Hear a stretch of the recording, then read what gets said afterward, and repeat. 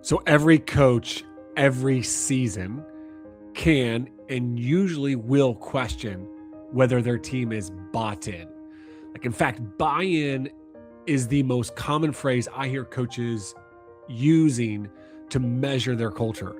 Now, while almost every coach will use this term buy-in, and they're going to work hard to get the players to buy in, I would say most coaches really struggle not just to actually measure it, but to create it, to create that buy-in.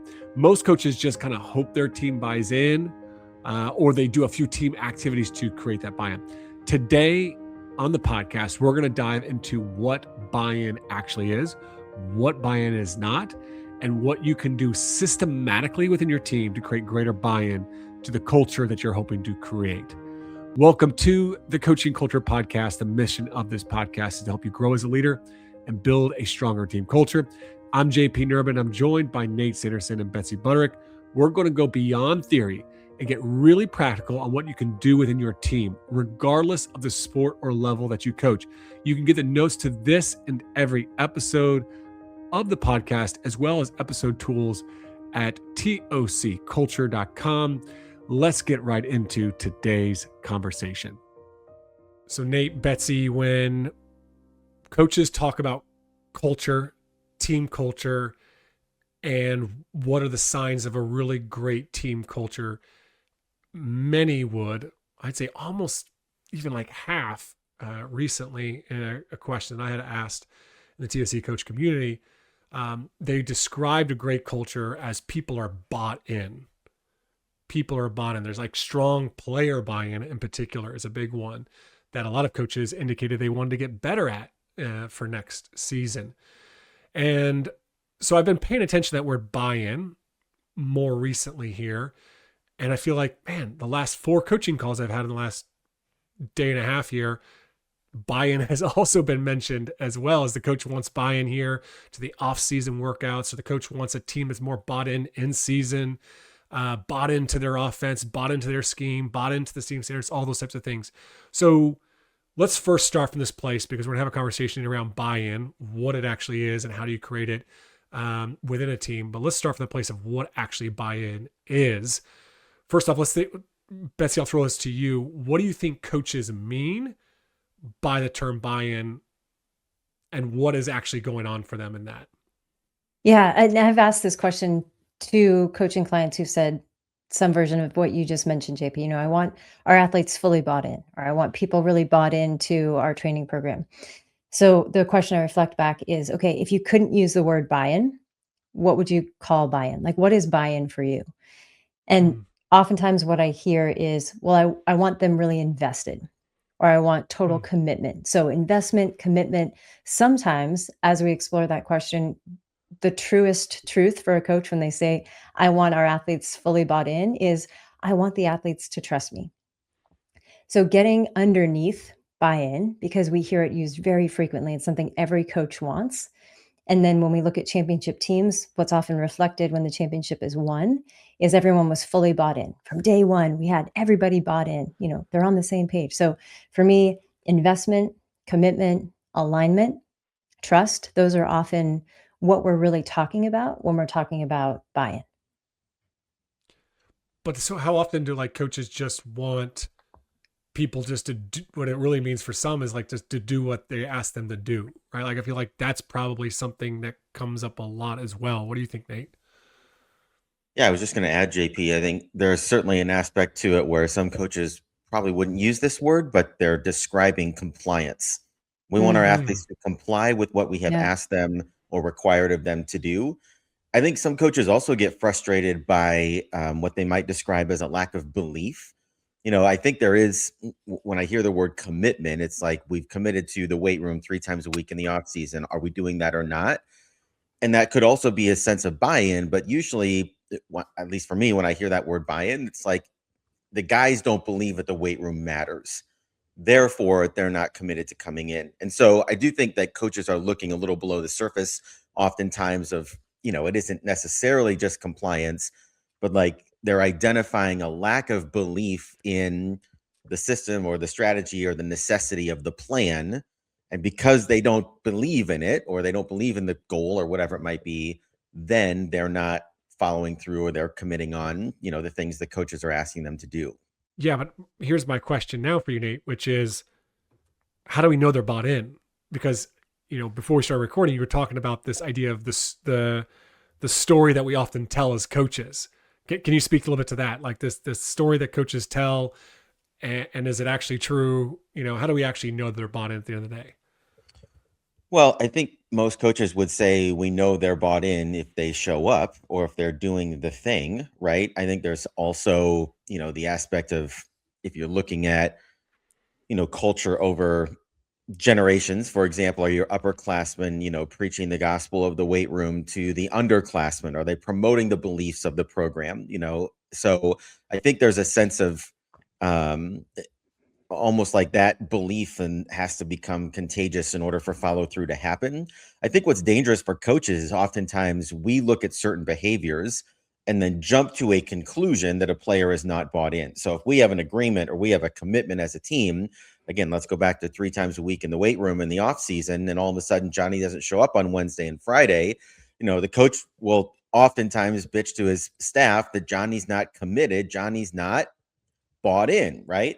Now, the reality might be Johnny has to get his little brother and sister to school on those 2 days and can't come in because of something totally unrelated to the sport. But once we start that narrative train of, well, he's not bought in and he's not committed, and then all of a sudden, like, we start to jump to conclusions about this athlete without being curious, and the real issue has nothing to do with buy-in. It's simply a logistics issue for, that player on that particular morning. And if we're more curious, or if we aren't questioning perhaps the narratives and the stories that we're telling ourselves about buy-in, we can lead ourselves into some dark places, or phone calls with JP or Betsy. So a question that comes up for me when coaches talk about buy-in is, okay, what are you selling? Right? If you're asking people to buy in, if you're asking them to make an investment, essentially you're having a shareholder conversation. And for me, this fits perfectly with Gen Z, Gen Alpha's desire to co-create the sport experience. Okay, so if we treat our roster like shareholders, what does that conversation look like?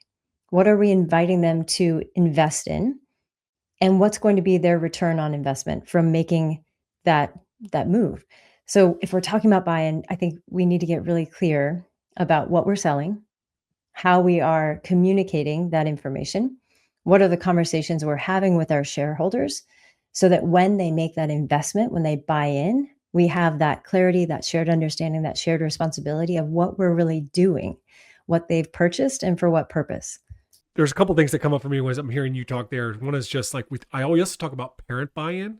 Like, I even hear coaches at the collegiate level talk about parent buy-in.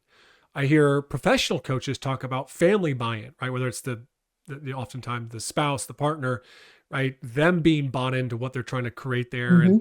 And, because I think so often, if you think, let's just go back to the markets idea, right? If I'm a shareholder, right? Why should I believe in this company that is going to give me a return on my investment, right? I'm putting money into this. Why should I believe that?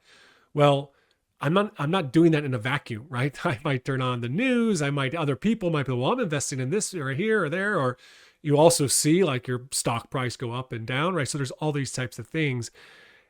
It feels somewhat transactional in all this, and it probably is. At the end of the day, there is a reality. If I'm going to go to the gym and I'm going to do all these off-season workouts and I'm going to show up, I want to know I'm getting better from it, and B, I probably want to play or feel like I'm making an impact on a team, right? And that I matter within the team. So I think that this is a hard conversation for coaches, especially us that are trying to really be transformational, because it feels very transactional. And yes, in many ways it is, right? And you mentioned this a little bit, JP, when you're talking about the leadership style of Abraham Lincoln, understanding both the value and having the ability to be both transactional and transformational. And I think that so often coaches feel like they have to pick one or the other, especially in today's competitive sports landscape at the college and professional level. It's like, well, it's a transactional landscape, so I need to be more of that. Well, you can be transformational, and ideally you pick and choose when it's beneficial to do both, not out of your integrity or alignment, but because you understand that context matters. So in that shareholder example, being able to set expectations with shareholders about this is, the outcome that we're working towards. Here's the investment we're inviting you to make. Here's how we're going to measure it to understand if what we're doing is working or not working along the way. And you mentioned those gains in the weight room. It's like, okay, have they had the conversation about how long it's likely going to take until they can expect to see or feel physical results? And then after a certain amount of time, how are we going to measure it? Is it body mass? Is it weight? Is it, speed? What's the data supporting the decisions that we've invited the shareholders to make as part of their investment? I think that's a critical conversation. Well, JP, something, that I was jotting notes here as you guys were talking, following this sort of shareholder example, is that, in a shareholder meeting, not everybody is invested to the same degree. Like you might have someone that owns 1,000 shares sitting next to someone that owns 100 shares. And I think oftentimes, coaches expect players to be all in. Like we hear that all the time. And that is not generally the case. Some players are all into the sense that they want to play at the next level, or they've, been working and grinding to try to win the state championship. And some players are multi-sport kids or multi-activity kids that, their interests and their investments, so to speak, are spread out over lots of different activities, And so I think there also has to be some grace and a little bit of understanding there that everybody's going to be invested to a degree. And whether you have 100 shares, you still want to see some return, or you have 1,000 shares, right? Like you're going to have all those different investors or players in the same room. And I think too often when we say we want 100% commitment, that means everybody must be in the weight room at 6 a.m. on Monday, Wednesday, Friday, lifting together. But what about the kid that has to go to work in the morning? Can he lift on his own and still be committed? Or the kid that can't make it to open gym because they're playing with their club, they're playing the same game. Is that a lack of commitment? So sometimes it just requires of us a little bit more creativity or a broader perspective to be able to, evaluate, look, players may be doing other things than what I'm asking in order to get us to the same place based on what they are able and interested and willing to do. And that is a much more complex environment than just saying, you'll be there, damn it, or else. Nate, as you're talking, I'm thinking about one of the analogies that JP said we get to, and I think now's the perfect time, which is a high stakes poker table. And I do not know how to play poker, but I've watched, the championships sometimes on ESPN. And for any high stakes table, my understanding is that there is a minimum buy-in. So in order to sit at the poker table and be in the game, you have to be able to put a certain number of chips on the table. And to that same point, when you're talking about shareholders, I might own 100,000 shares, or I might own 2 shares, but I am fully invested with the resources that I have available. I've chosen to make an investment in this same thing as a shareholder, but the amount I'm able to invest absolutely depends on resource availability. And you can take that phrase and then break it down into energetic capacity, into skill, into time, all sorts of things when it comes to what is the investment a player is making. But back to poker, if I'm going to put all my cards on the table and say, look, as a coach, as a staff, this is what we need, and we're inviting you to buy in, then you need to establish what is the minimum buy-in for someone to be able to sit at that table as a team and play the game. So deciding that first, like these are the non-negotiables, if that's what you want to call them. And then as people start to play their hands and the game is played, maybe they find themselves with more chips and now they can invest more. Or they find themselves in a scarcity position and now, I got to play it safe if I want to stay in the game. So being able to think of it as a high stakes poker table, what's your minimum investment to play? And then how do we navigate the game in a way that allows us to continue playing as long as possible to get that big pot at the end? My question is, how much do we co-create that with the players, and how much does it come from us as a coach? I measured a bit of both.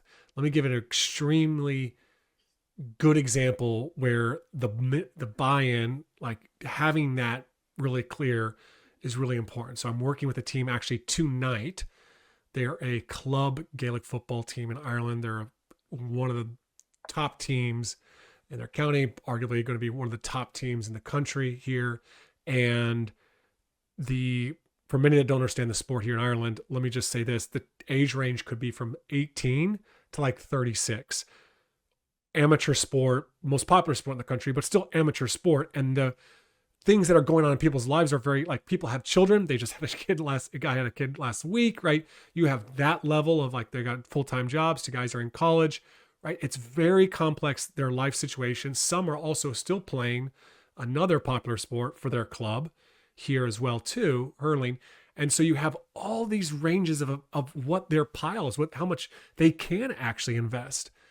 So I just lay that out there of, like, this is like a really great question. I love this metaphor. I'm going to use it with them tonight. But how much should the answer to this question come from the coach, Betsy and Nate? And how much can it be co-created with them? I don't gamble, so I don't know. But if you're going to go in a casino, I think the casino owner determines what the minimum buy is for each of the tables. And I think that whatever cards a player has dictates how they play the game. And so that, to me, the cards that you're dealt, once you've established the minimum buy-in might be more a directive, a baseline given by the coach or the powers that be, whereas the cards and how they're played, that for me represents more of that co-creation piece. Like, okay, how do I use what I have and say, this is going to be something that I can work with, or this is going to be something that I can't? Do I get new cards if I need to at some point? Like, I don't want to go too deep down the metaphor rabbit hole. But I think there is absolutely, especially in today's day and age, when it comes to sport, if we're going to be shareholders, regardless of how much stock we own, if we are going to sit down and play a game together, then we do need to have opportunities to co-create. Now, what you choose to co-create on, how frequently you do it, the communication around the table, what that sounds like, that's something that each coach can determine as far as what's best for their program. Yeah, I was thinking of some of the challenges, that coaches face in having these conversations about destination and investment. I think it's really hard for a player to sit in a meeting and say, if I was being really honest, Betsy, winning a state title doesn't matter that much to me. And I do think that there are players out there that, might see that as a pipe dream, something that might not be reasonable, or boy, do I really want to put all that time into it, like that begs questions for them that is really hard to surface that sometimes in those meetings. Another trap, JP, that I think coaches fall into, I know I have many times, is that something that has led to success in the past, a formula that allowed one team to achieve at a high level, may not work in a different context with a different team or at a different school. And so, when I was at Springville, for example, we won a couple state titles there, and we were fortunate that in the summer we could play 20 games together with our full rotation. Like, everybody would be available, and we'd go barnstorming for 10 days and go play all these team camps. It was like we got an extra season before every actual season. Well, then I take, another job, move to a different school, and softball's, really good, and it's really hard to get kids involved. And then they play on their club teams in the summer for AAU, and all of a sudden, like, we don't play together at all, like 0 games. And if I wasn't careful, that's a narrative that could, jump out right away and say, well, the kids at this other school are not committed, or they're not bought in because we're not playing 20 games in the summer. Well, we still went on to win a state title and found another way to do it. But it required us as coaches to think completely differently about our circumstances and what players, could do, what our opportunities were, and they were way different. And sometimes we get stuck in our past successes where we're not as creative as we need to be as circumstances and context change. And this makes me think a little bit about, just like last night, Dusty May winning the national championship. And what I know about him is, oftentimes there might be judgments that come up around today's athletes that are, they're entitled or they're selfish. And rather just letting that story run rampant, he gets curious and goes, okay, what is actually really important to this person? And that curiosity leads to better understanding. And sometimes that goes, okay, this isn't actually the person for our team. And other times it's actually like, oh, here's what they value, what's really important to them. This is why. How can that actually mold and shape into a shared vision for us as a team and some shared standards? And listening to both of you talk, Nate, absolutely. And as you were speaking, I was thinking about, okay, in poker, you need to play the hand that you're dealt, and you also need to make others believe the hand that you're holding, right? So it's like, okay, am I bluffing? And if so, are you going to call my bluff? Or do you believe that I really have what it takes to win? So as coaches, we need to play the hand that we're dealt, and we need to be intentional and sometimes strategic about creating an optimal hand to navigate the game in front of us. JP, when you're talking about, there doesn't necessarily have to be perfect alignment when you're talking about Dusty May about, maybe this is or isn't the player for us, but what's important to them. And so often I see coaches, maybe prematurely even, draw a line in the sand or make a judgment more accurately about an individual if their values or what's important to them don't perfectly align with what matters to the coach. So back to your example, Nate, of, it would be really hard for a student athlete to say, hey, coach, I'm actually not that invested in winning a national championship. If it happens, that's great, but I don't really want to go all in on that, which makes me think of Shark Tank. So if you've ever seen Shark Tank, entrepreneurs come onto the show, and there's typically, I think, 4 sharks.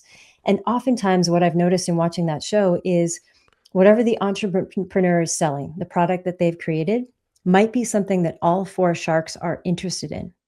So right away, it has perceived value. They're in alignment. And depending on their background, area of expertise, the way they like to do business, the sharks will make different offers. Now, they're making an offer because they believe in the product. They want to invest. But if the offer isn't just right, or if it gives up too much agency or ownership for the entrepreneur, that's an offer they're going to decline. A question the sharks will also commonly ask is, what's your revenue so far? Because they want to know proof of concept. So Nate, back to your point of, sometimes as coaches, we get stuck with like, oh, if we're going to win, we have to do it this way, or these things have to be true. And my favorite part of Shark Tank is the negotiation piece, where between the shark and the entrepreneur, they're working back and forth. And this is really, for me, the co-creation, the creating the optimal deal so that everyone gets or maximizes their return on investment, even when at the start of the conversation, they were out of alignment as far as what that investment looked like. And that's really where the magic happens. So Betsy, I really appreciate the Shark Tank example. And I was just working with a college coach on off-season plan, and the team wanting the team to be more physical next year, just really committed to the off-season work. And I had to look up there for a second. Brené Brown lays out a really nice framework in Strong Ground. The 5 C's of a request, I think, really speak well to Gen Z. She talks about color, context, connective tissue, cost, and consequence. So when we lay out, I think this even works for this coach, say rolling out their off-season program, like color is what does done look like, right? It's like, hey, what does it actually mean? Yeah. This is it. Here we are. You've done it, right? I think sometimes we don't even clearly communicate what we want or the standard, and then they think they've met the standard, but they haven't. Context, why are we doing this, right? So, hey, we just got absolutely hammered by this pro team last week, and we lost the national championship last year because we got out muscled, right? So this is why we're doing it. Connective tissue, how does this link to other things, right? So the work that we're doing, how is it going to support that? The cost, what is the price of doing this, right? Like really laying out that, as well as the consequence. What happens if we don't do this? What happens if we get this wrong? And I think those are just, that makes you think. Brené Brown's point is, when we're communicating, especially to Gen Z, she's saying we need to really lay out those things there so that people have the right motivation and understanding and ability to actually execute the task that we're asking them to do. And I think of, if we fail to do that, and then the players don't do the off-season work, or they're not as committed, well, we just go, they're not bought in. Well, what it really could be is they actually needed to know a little bit more about why this was so important, And you hit on a word there, JP, that I'm actually a little surprised it didn't come up earlier, because it's so tied to buy-in. Is coaches will say, like, how do I motivate them to buy in? Like, or how do I motivate them to do the work? And it's like, yeah, no, it's actually less about motivation and more about clear communication. And so I think those 5 C's are perfect for making that request, which I often phrase as an invitation to our athletes to buy into or make that investment. So we've talked a lot about like buy-in and, what is it? What isn't it? What can coaches do? And Nate, I know that you are practicing actively as part of your certification for integral coaching, a lot of reflection. And I'm curious to see if you have something that you might offer to listeners who find themselves reactive to or making judgments about athletes, specifically those that they feel aren't bought in, what could a coach do internally or reflectively that might benefit them when they're trying to create greater investment? Yeah, well, I think, as we were talking about before, some of the narratives that sometimes we run with without really being aware, that kids are lazy or they're not resilient or you can't ask them to do hard things or we jump to these judgments, but we never really explore, like, why is that such a quick trigger for me? Or why am I sparked to anger when a captain doesn't show up for the Wednesday workout that everybody said that they were going to, be at? Because in our program at New Ventures West, a lot of this reflection and internal work is really being curious about our own experience of a lack of buy-in, so to speak. So that it is, I mean, obviously there are logistical issues, and all the things we've talked about are important in working with your players, but sometimes our own short circuits can prevent us from being effective as leaders because we don't necessarily get curious to understand our emotional, responses, or our somatic, the way our body starts to get tense and we start to get angry, or the stories that we're telling ourselves and where those come from, right? So, like, when I think about getting mad at a player who said they were going to be there and they weren't, or they said they were committed in May and then by July you never see them anymore. Well, it's the voice of my father, inside. It was like, Mm, you don't say you're going to do something and then not do it and then expect to get paid. Like, you said you're going to mow the lawn, you don't finish the backyard, and you still want $10. Get the hell out of here. Like, mm, that as a kid growing up would be ridiculous. And so there's just some of that pattern behavior and that pattern response in me that can cloud the way that I approach those athletes or the way that I have those conversations. And most of my life, I go through completely unaware of that. So if coaches really want to do some digging, like just being curious as to what the roots are of our own frustrations when it comes to issues of buy-in, might offer a little bit of clarity and perhaps a little bit of space where we can make more measured choices in those moments that better serve our teams and athletes than just reactions because of the patterns that we've experienced for the majority of our life. And I love that because it just speaks to understanding what we value. And I think it's really important for us to hold up that and say, really, in this situation, is that value of commitment, is that really at stake here? Like, if I work with this person to, and don't feel and still feel like they can be bought in, like my minimum buy-in, like can it adjust? And I think there's so many coaches in today's landscape that are not able to adapt and carry their values into today's landscape. There's a certain American football coach, I remember a few years ago, he said, the college level, he said, the day that the players start getting paid, I'm out of this job. He's still coaching today, and he was making millions then, and he's still making millions today.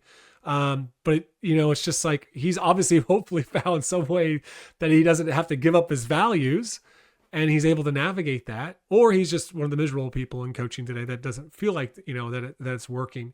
And I'm not necessarily making a comment around today's landscape. There's a lot of things that are not working about it, but I think it's really about how do we work with today's athletes in their context, where we're coaching college, where we're coaching high school, or whether we're coaching the under 8s youth soccer team in our local, community. Like, what's the minimum buy-in there?